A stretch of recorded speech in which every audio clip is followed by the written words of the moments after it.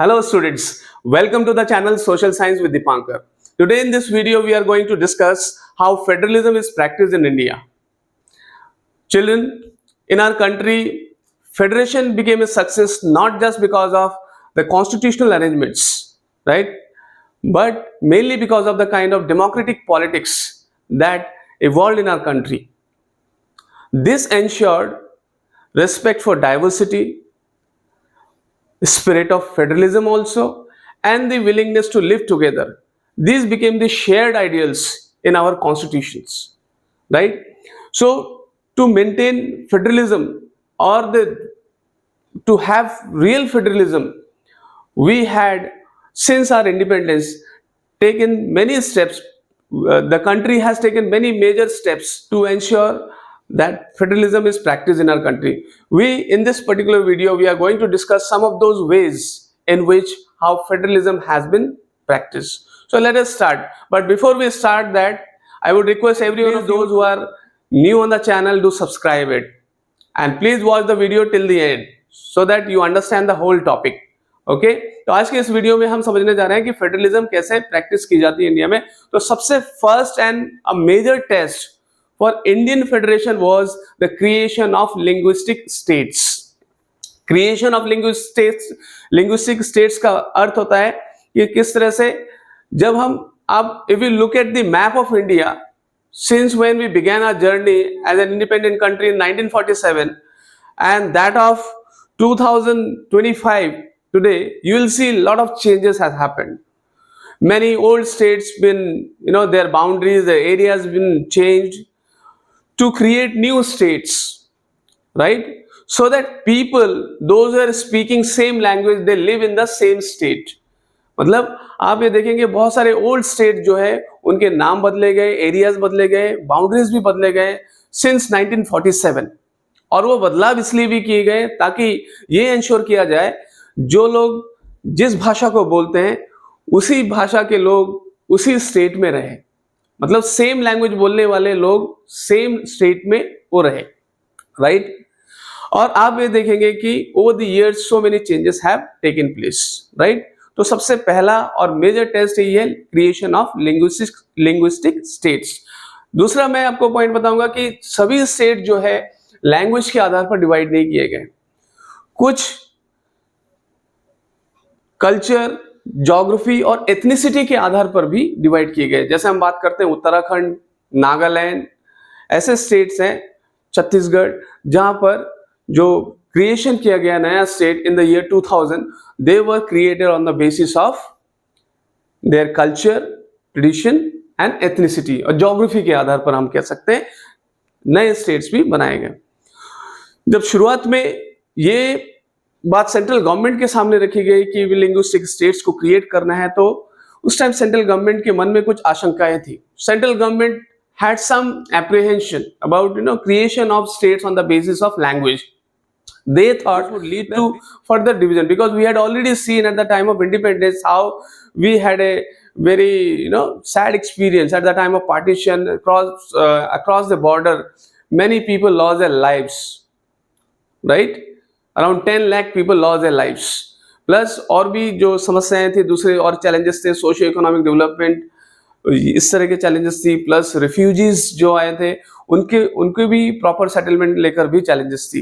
तो ऐसे में ऐसा माना जा रहा था। और प्रिंसली स्टेट्स की हम बात करें कि at the time of independence we had around 600 princely states, they also had to be merge with the nation. तो ऐसे में जैसे हम बोलते हैं ना कि हम होल्डिंग टुगेदर क्यों बने, उसके भी पीछे का कारण यही है, हमारा हिस्टोरिकल बैकग्राउंड है। क्योंकि प्रिंसली स्टेट जो है उसमें ज्यादातर तो हमारे साथ आने को अग्री हो गए, लेकिन कुछ प्रिंसली स्टेट जो है वो अपने आप को इंडिपेंडेंट ट्रीट कर रही थी, राइट? तो भविष्य में भी इस तरह का सिचुएशन ना बने, इसके लिए होल्डिंग टुगेदर फेडरेशन अपनाया गया, राइट? और आप ये भी देखेंगे कि जैसे मैंने अभी बताया कि जो हमारे सेंट्रल लीडर्स थे उनके मन में कुछ डाउट्स था कि किस तरह से अगर हम लिंग्विस्टिक स्टेट्स बनाएंगे तो नेशन फर्दर डिवाइड हो सकता है, क्योंकि पार्टीशन भी हुआ था at that just before independence Pakistan was created. So we had already seen these things that might more likely to happen. So to stop any such thing from happening or to stop any further division of the country, the linguistic state was seen with caution, right? But over the years what happened, it has rather strengthened the federalism in our country, and it has also made administration much easier. तो सबसे पहला जो step लिया गया है वो है creation of linguistic states.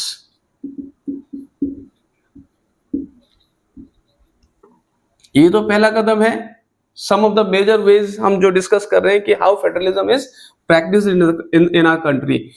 Second point, let us talk about the second point, language policy. Under the language policy, this is the second test for Indian Federation.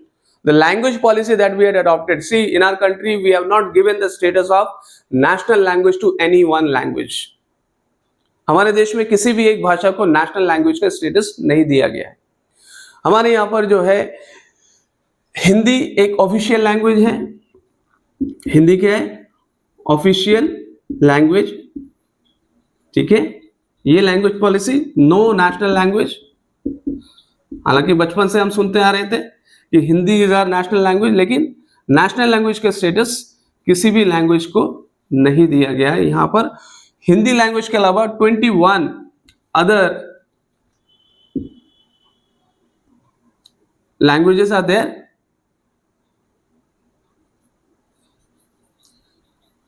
Scheduled languages, right. अब इसमें क्या होता है कि जो इसके अलावा इंग्लिश जो है वो भी ऑफिशियल लैंग्वेज है. हालांकि English as an official language इसको ऐसा माना जा रहा था कि 1965 में इसको डिसकंटिन्यू कर दिया जाएगा.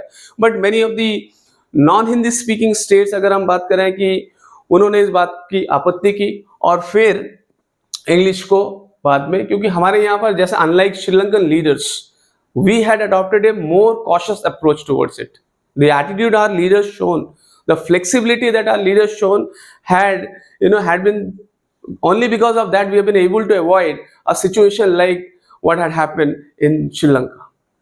Okay, so our leaders shown more maturity, more flexibility. Hindi is the language of 40% of Indian people, so we had to ensure that other languages are also protected. ठीक है, इसलिए जो है हमारे यहाँ पर apart from Hindi we have 21 other scheduled languages. तो जो भी इंडियन, अगर मान लीजिए किसी एग्जामिनेशन जो कि कंडक्ट किया जा रहा है किसी सेंट्रल गवर्नमेंट जॉब के लिए, तो उसमें वो चाहे तो किसी भी लैंग्वेज जो कि शेड्यूल लैंग्वेजेस में, जो ऑफिशियल लैंग्वेजेस में इंक्लूड किया गया है, उस शेड्यूल लैंग्वेजेस के तहत वो अपना एग्जाम दे सकता है, राइट. इसके अलावा हर एक स्टेट का अपना एक ऑफिशियल लैंग्वेज है. ऑफिशियल लैंग्वेज वो लैंग्वेज होती है जिसमें जो स्टेट के जो एडमिनिस्ट्रेशन से रिलेटेड जो भी वर्क है, एडमिनिस्ट्रेशन जो है पूरा कंडक्ट किया जाएगा इस ऑफिशियल लैंग्वेजेस में of the concern state. Okay, और इंग्लिश की बात मैंने आपको बताई थी कि 1965 में इसको डिसकंटिन्यू करना था, लेकिन उसके बाद ये तय किया गया कि नहीं, इंग्लिश को हम कंटिन्यू करते हैं, क्योंकि नॉन हिंदी स्पीकिंग स्टेट्स हैं, उन्होंने इस बात को, खासतौर से तमिलनाडु में जो है इसमें बहुत ज्यादा वायलेंट मूवमेंट वहां पर छिड़ गया था. सिचुएशन जो है वो आउट ऑफ कंट्रोल जैसी हो गई थी. तो ऐसे में जो हमारे लीडर्स ने मैच्योरिटी को दिखाते हुए इंग्लिश को भी कंटिन्यू रखा, राइट. तो ऐसे आप देख सकते हैं कि there is no official language, और Hindi and English both are official languages, and apart from that we have 21 other scheduled languages. Okay, very quickly we revise the main points. We haven't given under the language policy any national language status to any one language. Hindi and English official languages. Apart from that, 21 other languages recognized as scheduled languages. And promotion of Hindi shall remain the state policy. Promotion doesn't mean imposition. Okay. So children, third major test for Indian Federation. The third one is the center-state relations. Center state relations. इसमें भी जो बातें मैं कहूंगा ज्यादातर discursive है, ज्यादातर आपका डिस्कशन के जरिए ही क्लियर होगा.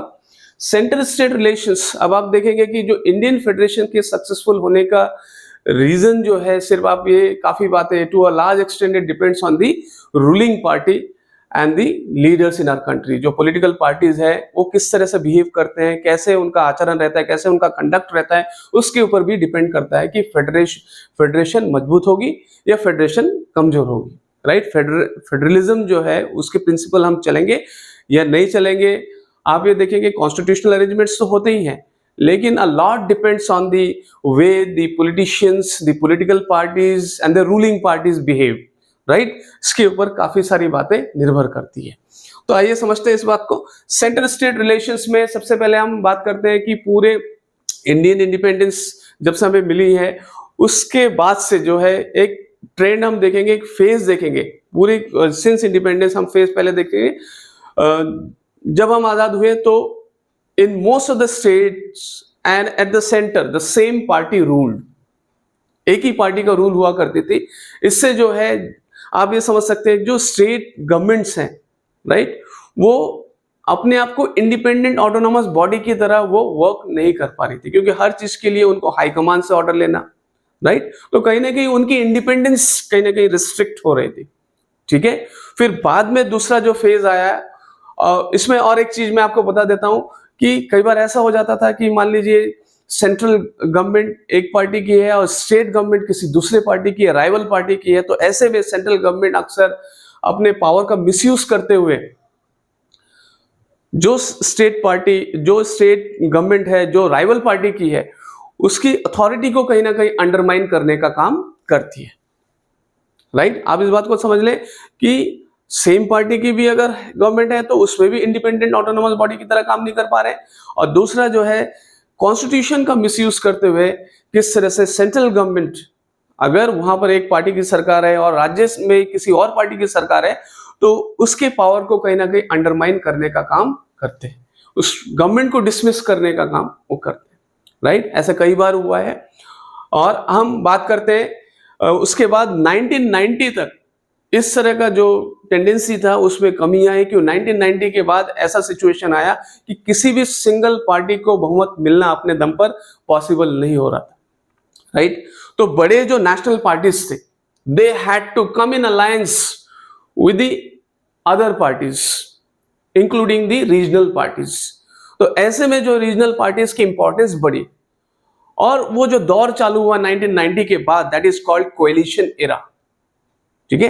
कोएलिशन एरा में अब धीरे धीरे क्या हुआ कि आप अपने जो पार्टनर्स है उसको भी आपको ख्याल रखना होगा। तो इस तरीके से जो किस तरह से पहले arbitrarily state governments used to be dismissed, now that had stopped. Supreme Court also has strengthened it, right? Supreme Court's judgment also has made it more difficult for the central government to dismiss state governments at will or without following any rule or without following the constitutional provisions, or you can say if central government is dismissing the state governments arbitrarily. So at least that kind of practice has stopped, and that has been further stopped by the judgments of Supreme Court. Okay, so Supreme Court has also observed that during the coalition era the principle of federalism was strengthened more than it was when we had just got independence or in the early part of our federation. Okay, जो early part of federation की बात करें या शुरुआत की बात करें, initial part of federation की बात करें, उस टाइम फेडरलिज्म उतनी प्रैक्टिस नहीं हो पाती थी जितनी आज वो इफेक्टिव है, राइट। फेडरेशन जितनी आज इफेक्टिव आपको दिखाई देती है तो ऐसे पहले नहीं थी। कोएलिशन एरा की बात की जिसमें रीजनल पार्टीज की इंपॉर्टेंस कहीं ना कहीं बढ़ी है और पावर शेयरिंग और मोर इफेक्टिव तरीके से फेडरल पावर शेयरिंग और मोर इफेक्टिव तरीके से हुई है। बाद में 2014 हमें मालूम है कि किस तरह से सिंगल पार्टी गवर्नमेंट भी बनी। सिंगल पार्टी मतलब सिंगल पार्टी को मेजॉरिटी मिली, और फिर उसके बाद जो है 2019 में भी ऐसा ही हुआ। फिर 2000 आपका